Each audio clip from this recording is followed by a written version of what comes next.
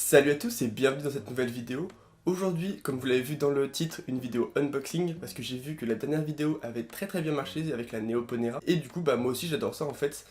Et il se trouve que depuis très longtemps, je suis un fan des Messor Barbarus, tout simplement que c'est avec cette espèce que j'ai commencé. Je trouve que c'est une espèce très intéressante, pas forcément hyper difficile, même si bien sûr des conditions à respecter. Et sans tout vous spoiler, c'est aussi une Messor.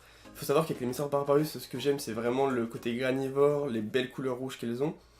Et celle-ci, c'est presque pareil, mais les couleurs sont encore plus magnifiques.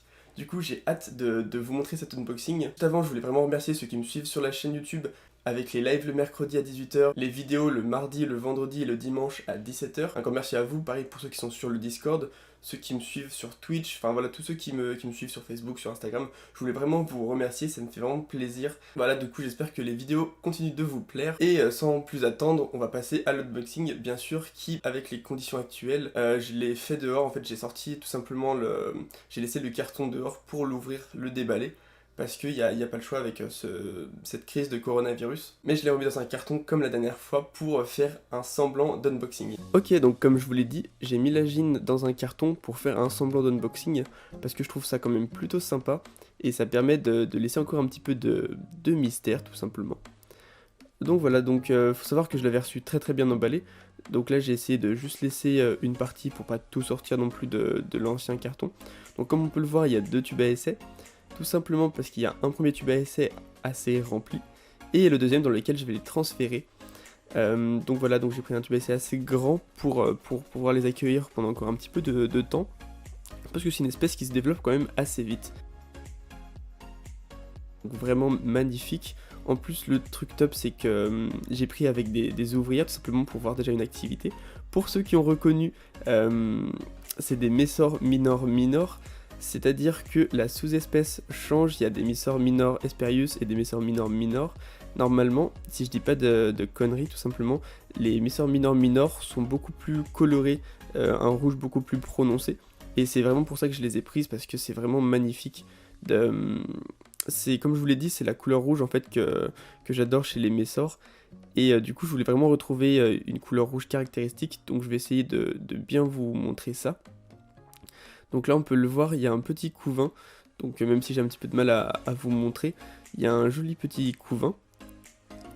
Il y a déjà aussi beaucoup de graines, donc bien sûr je vais les nourrir pour tout simplement qu'elles continuent à bien se développer. Je vais leur donner un petit peu de protéines directement, juste après avoir tourné la vidéo, histoire qu'elles soient au top.